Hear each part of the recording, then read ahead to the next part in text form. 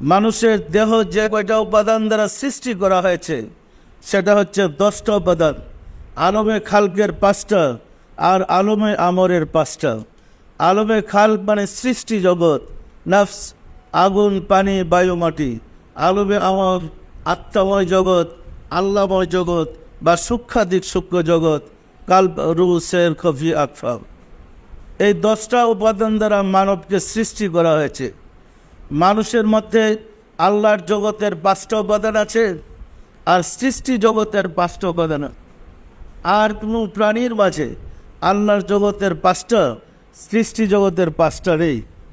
সকল প্রাণীর মাঝে সৃষ্টি জগতের উপাদান আছে, শুধু কেবল মানুষের মাঝে সৃষ্টি এবং স্রষ্টার জগতের উপাদান সমন্বয় হয়ে একটা মানুষ সৃষ্টি করা হয়েছে। এর কারণ মানুষকে আল্লাহ প্রতিনিধি করে জগতে প্রেরণ করেছেন। আল্লাহর প্রতিনিধিত্ব করার জন্য জগতে পাঠাইছেন বিধায় এই মানুষটার 5টা উপাদানের মাঝে আল্লাহ যেন অবস্থান করতে পারে সেই ব্যবস্থা করে সৃষ্টি করেছেন। আল্লাহ অবস্থানের উপাদানগুলো হয়েছে কাল, রুহ, সের, খাফি, আকফা। আর সৃষ্টি জগতের উপাদান 5টা হচ্ছে নফস, আগুন, পানি, বায়ু, মাটি। সম্মানিত আশিকের রাসূলেরা, একমাত্র মানুষের মাঝে স্রষ্টা এবং সৃষ্টি মিলিত হয়ে একাকার হতে পারে। আর কোনো উপাদান সৃষ্টি আর স্রষ্টা মিশে একাকার হতে পারে না।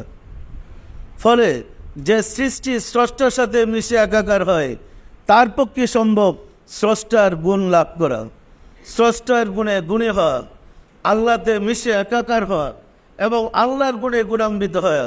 এই কারণে বলা হয়েছে তাফলুকু বি আখলাকিল্লা, তোমরা আল্লাহর চরিত্রে চরিত্রবান হও।